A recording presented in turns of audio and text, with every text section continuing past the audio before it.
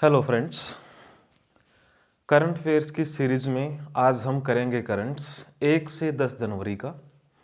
और फ्रेंड्स आगे हमारा करंट्स ऐसे ही रहेगा वीकली, यानी महीने में 4 बार हम करंट्स की क्लासें बनाया करेंगे, जिससे वीकली चीज़ों को करना आसान भी हो और वो चीज़ें थोड़ी भी होती हैं और अप टू डेट भी होती हैं।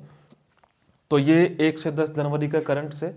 और इसी तरह और आगे से हमारा जो करंट्स रहेगा वो शनिवार को कोशिश किया करेंगे कि शनिवार को आ जाए पूरे वीक का करंट अफेयर्स, जिसमें हरियाणा भी शामिल रहेगा और इंडिया भी शामिल रहेगा। और बाकी के जो दिन हमारे रहेंगे यानी करंट अफेयर्स को छोड़ के, उसमें जो जो डिमांड्स होगी, जिन जिन चीज़ों की डिमांड आएगी, वो चीज़ें हम बीच में उन चीज़ों की क्लास से डाला करेंगे। तो देखिए फ्रेंड्स, हमारा ये करंट अफेयर्स फ्रेंड्स, इसमें डीआरडीओ कुरुक्षेत्र यूनिवर्सिटी कुरुक्षेत्र ये खबरों में क्यों है? क्योंकि डीआरडीओ की जो स्थापना है वो 1 जनवरी और 1958 को हुई थी। तो आप मान सकते हैं कि ये अपना 63वां स्थापना दिवस मना रहा है डीआरडीओ। और इसके जो अभी चेयरमैन हैं सतीश रेड्डी। सतीश रेड्डी फिलहाल अभी चेयरमैन हैं। और आप जानते हैं कि डीआरडीओ का काम क्या है, ये हमने डाल भी रखा है पहले की क्लासों में। डीआरडीओ भारत की जितनी भी रक्षा प्रणाली है, मिसाइलें हैं, टैंक हैं, और अब तो हम मिसाइलें वगैरह जितनी भी ये हमारे सामान हैं युद्ध के, उनको एक्सपोर्ट भी करने लगे हैं। ये डीआरडीओ की उपलब्धि है। तो कौन सा संस्थान हमारा 63वां अपना स्थापना दिवस मना रहा है? डीआरडीओ। और हेडक्वार्टर कहाँ पर है? बेंगलुरु के अंदर है, सॉरी दिल्ली के अंदर है। इसरो का बेंगलुरु में है। कुरुक्षेत्र यूनिवर्सिटी कुरुक्षेत्र, इसकी स्थापना हुई थी फ्रेंड्स 11 जनवरी 1957। एक्ट 1956 है। डॉक्टर राजेंद्र प्रसाद ने इसका उद्घाटन किया था। ये प्रश्न बहुत बार हरियाणा में आ जाता है। लेकिन कुरुक्षेत्र यूनिवर्सिटी कुरुक्षेत्र अपना कौन सा स्थापना दिवस मना रहा है? तो 11 जनवरी को ये अपना 64वां स्थापना दिवस मना रहा है कुरुक्षेत्र यूनिवर्सिटी कुरुक्षेत्र। तो ये दो चीज़ें हमारी जिनका जनवरी में स्थापना दिवस है, 1 जनवरी और 11 जनवरी। डीआरडीओ का हेडक्वार्टर कहाँ पर है? नई दिल्ली के अंदर। और जो ऐसी ही हमारी जो उपग्रह बनाती है, अंतरिक्ष के जितने भी हमारे रिसर्च हैं, इसरो, उसका हेडक्वार्टर है बेंगलुरु के अंदर। तो अब देखिए फ्रेंड्स, दूसरे पॉइंट जो आगे हमारे लिखे हुए हैं, प्रवासी भारतीय दिवस। ये आपको पता है कि हम हर वर्ष 9 जनवरी को मनाते हैं। और इस बार तो वर्चुअल ही मना, यानी ऑनलाइन जिसको हम कहते हैं। कोई इसमें ज़्यादा आयोजन नहीं किए गए। लेकिन इसमें प्रश्न की थीम क्या आ सकती है प्रवासी भारतीय दिवस की? यानी जो स्लोगन था वो क्या था? आत्मनिर्भर भारत में योगदान। ये आप याद रखना, आत्मनिर्भर भारत में योगदान। ऐसा क्यों है? क्योंकि ये दिवस होता ही उन लोगों के लिए हैं जो भारतीय हैं और जो विदेशों में बहुत अच्छे अच्छे पदों पर हैं, बहुत अच्छे बिजनेस सेटअप हैं, बहुत अच्छा काम करते हैं। उन्हीं को चीफ गेस्ट के तौर पे हम बुलाया करते थे। तो वो हमारे इंडिपेंडेंट इंडिया में क्या कंट्रीब्यूशन दे सकते हैं? वर्चुअल जो इस बार ये मनाया गया, उसमें ये थीम था इस बार का आत्मनिर्भर भारत में योगदान। तो ये पॉइंट आपको याद रखना है। साथ में फ्रेंड्स, इसी के साथ हम क्या मनाते हैं? युवा प्रवासी भारतीय दिवस। वो इसके साथ ही मनता है, युवा प्रवासी भारतीय दिवस। तो इसका थीम क्या था? युवा प्रवासी भारतीय दिवस का इसका थीम आप देखें, ब्रिंगिंग टुगेदर। ये प्रश्न बहुत बार आते हैं कि इस बार का थीम क्या था। हम डेट तो कर लेते हैं कि 9 जनवरी को है, ये इस जनवरी को है, लेकिन उसके बीच में थीम क्या था? क्योंकि ये विशेषता आयोजित नहीं किए गए इस बार, यानी इसमें क्राउड इकट्ठा नहीं हुआ। लेकिन इनके थीम आप जरूर याद रखना, ब्रिंगिंग टुगेदर यंग अचीवर, क्योंकि युवा प्रवासी भारतीय दिवस है, young achievers of India and Indian diaspora.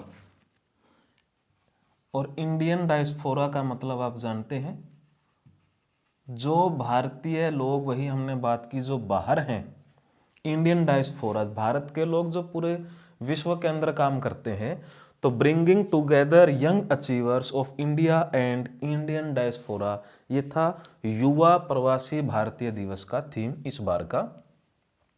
फिर फ्रेंड्स खबरों में है अफसपा, जो नया साल शुरू होते ही शुरू हो गया नागालैंड के अंदर। अफसपा 1958 में ये एक्ट बना था, और अभी आप याद रखना कि नागालैंड में घोषणा हुई है फिर से लागू करने की, या सिर्फ इसको याद रखना नागालैंड में लागू। लेकिन ये अफसपा है क्या, इसको आप देख लें। आर्म यानी हमारी सेना से इसका संबंध है, आर्म फोर्सेस। फिर है स्पेशल यानी विशेष, और फिर है पावर शक्तियां एक्ट, यानी ये हमारी सेना को विशेष ताकतें देता है उन क्षेत्रों में जो बहुत ज़्यादा डिस्टर्ब है, अपनी ताकत इस्तेमाल करने की इनको स्पेशल छूट है हमारी आर्मी को। तो armed forces special power act AFSPA, और ये कहाँ पर लागू हुआ, नागालैंड के अंदर। यानी यहाँ पर मिलिट्री को कोई इजाज़त लेने की ज़रूरत नहीं है, विशेष यहाँ पर कोई परमिशन मांगने की ज़रूरत नहीं है, मिलिट्री अपने लेवल पे अपनी विशेष शक्तियों का प्रयोग कर सकता है। नागालैंड में अभी फिर लागू कर दिया गया, कुछ दिन वहाँ पर इसको एफसपा को हटा दिया गया था, लेकिन वहाँ पर फिर डिस्टर्बेंस के कारण एफसपा को लागू कर दिया गया है। तो एफसपा की फुल फॉर्म हमने की 1958 में आया। ये जम्मू कश्मीर, नागालैंड, इन क्षेत्रों में बहुत ज़्यादा लागू रहा है। अब देखिए फ्रेंड्स, जो हमारे व्यक्ति विशेष हैं, सुरेंद्र धनखड़, जो हमारे हरियाणा के हिसार से हैं, ये हरियाणा एग्रीकल्चर यूनिवर्सिटी में भी फॉर्मर प्रोफेसर रहे हैं सुरेंद्र धनखड़। इनको कहाँ पर अभी अपॉइंट किया गया है, तो ये बहुत इंपॉर्टेंट प्रश्न बन जाता है फ्रेंड्स। इनको अपॉइंट किया गया है WMO के एक्सपर्ट पैनल में। ये हमारे लिए बहुत बड़ी उपलब्धि है, यानी एक एक्सपर्ट पैनल है WMO, और WMO का मतलब है फ्रेंड्स विश्व मौसम संगठन, वर्ल्ड मेटेरियोलॉजिकल ऑर्गेनाइजेशन, जिसका हेडक्वार्टर जेनेवा में है। और ये बना कब था, 23 मार्च 1950 को। तो इसका काम क्या है, मौसम संबंधी सूचनाएं और दुनिया को अलर्ट करना, जो चेंज हो रहे हैं मौसम के अंदर उनके बारे में जागरूक करना। तो वर्ल्ड मेटीरियोलॉजिकल ऑर्गेनाइजेशन के एक्सपर्ट पैनल में हमारे हरियाणा एग्रीकल्चर यूनिवर्सिटी में प्रोफेसर रहे सुरेंद्र धनखड़ को यहाँ पर एक्सपर्ट पैनल में शामिल किया गया, जो हरियाणा के हिसार से संबंधित है। तो हमारे हरियाणा के लिए तो ये बहुत इंपॉर्टेंट प्रश्न बन जाता है फ्रेंड्स। तो WMO को भी याद रखना, आप स्थापना भी याद रखना, और कौन शामिल हुए हैं वो तो इम्पोर्टेंट है ही। दूसरा प्रश्न है फ्रेंड्स अनु यादव, ये भी हमारे हरियाणा से ही हैं। अनु यादव क्यों खबरों में है, फ्रेंडशिप पीक के ऊपर, फ्रेंडशिप पीक यानी एक चोटी है हिमाचल के अंदर, हिमाचल प्रदेश में, ये वहाँ पर पहुँची है। तो इसमें इतनी ज़्यादा खासियत नहीं है इस पॉइंट में, लेकिन फिर भी याद रखना फ्रेंडशिप पीक बिल्कुल नया नाम है, और बहुत चोटियाँ सुनी हैं हमने, फ्रेंडशिप पीक नहीं सुना होगा ज़्यादातर। सोमा मंडल, शेल यानी ये जो हमने लिखा है steel authority of India, steel authority of India, इसकी चेयरपर्सन बनी है। लेकिन इसमें खासियत क्या है, ये पहली महिला है, इसलिए इस तरह का प्रश्न जरूर आ सकता है। Steel authority of India limited जो हमारी है, सेल जिसको हम बोल देते हैं, जैसे भेल, सेल, कई इस तरह के हमारे नाम होते हैं। तो उसमें पहली चेयरमैन बनने वाली हैं सोमा मंडल, इनको आप याद रखना। अब देखें हरियाणा के कुछ एक दो पॉइंट हम और डिस्कस करें। जैसे हमारे दो डिस्ट्रिक्ट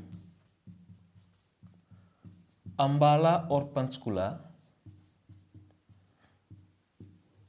जल जीवन मिशन जो हरियाणा सरकार ने चलाया था उसमें 100% नल कनेक्शन में, यानी जिनके घरों तक नल से पानी पहुंचता है, उसमें अंबाला और पंचकुला वो प्रथम है पूरे हरियाणा के अंदर। अंबाला पंचकुला जल जीवन मिशन के अंदर प्रथम स्थान प्राप्त करने वाले हमारे दो जिले हैं। अब देखिए फ्रेंड्स, हमारे हरियाणा के पिंजौर में क्या विकसित किया जा रहा है? सेब मंडी। फिर हमारे हरियाणा के ही, आपको पता है कि पिंजौर में मैंगो फेयर भी लगता है, मैंगो फेयर, जहां पर आम की बहुत सी किस्में होती हैं। तो सेब मंडी भी यहां पर बनाई जा रही है। सेब मंडी पंचकूला के अंदर भी बनाई जा रही है, ये उसी का पार्ट है। फिर हमारा गन्नौर सोनीपत के अंदर, यहाँ पर एशिया की सबसे बड़ी मंडी विकसित की गई है। इनकी घोषणाएं बहुत पहले थी, लेकिन अब वो विकसित की जा चुकी है पूरे एशिया में। आप याद रखना, पहले हमारे जो करनाल के अंदर होती थी या गुला के अंदर होती थी, उनको बहुत बड़ी मंडी माना जाता था, लेकिन अब सबसे बड़ी मंडी का प्रश्न कोई भी आता है तो वो सोनीपत जिला है हमारा, और गन्नौर के अंदर प्रॉपर जो प्लेस है, एशिया की सबसे बड़ी मंडी यहाँ पर स्थापित की जा रही है। एक नेशनल पॉइंट बहुत इंपॉर्टेंट, जो आगे एसएससी हो, एचसीएस हो, उनमें क्वेश्चन जरूर बनता है। जैसे एक नया इंडेक्स भारत में शुरू किया गया है जिसको हम बोलते हैं डिजिटल पेमेंट इंडेक्स। जैसे आपने HDI सुना होगा, मानव विकास सूचकांक, भूखमरी सूचकांक, शिक्षा इंडेक्स, ये बहुत से इंडेक्स हैं, लेकिन भारत में अभी शुरू हुआ डिजिटल पेमेंट इंडेक्स। और ये क्या चीज़ मापता है, किस चीज़ का इंडेक्स है? जो हमारी कैशलेस जितनी भी ट्रांजैक्शन है उनकी वृद्धि को मापने वाला है, कि भारत में कैशलेस ट्रांजैक्शन कितना बढ़ा है, कहाँ तक पहुँचा है। तो इसको बोलते हैं डिजिटल पेमेंट इंडेक्स।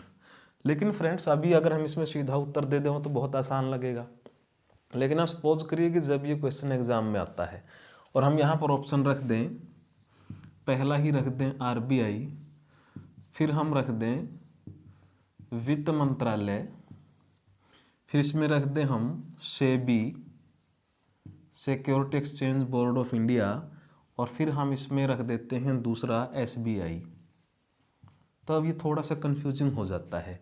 लेकिन इसमें अभी के लिए याद रखना, सीधा प्रश्न है digital payment index, cashless transaction की वृद्धि को मापने वाला ये इंडेक्स किसने शुरू किया है? रिजर्व बैंक ऑफ इंडिया ने शुरू किया है। तो फ्रेंड्स, करंट्स हम करते रहेंगे जैसे मैंने आपको शुरू में ही कहा, तो आप जुड़े रहिए और जोड़िए अपने दोस्तों को भी। धन्यवाद।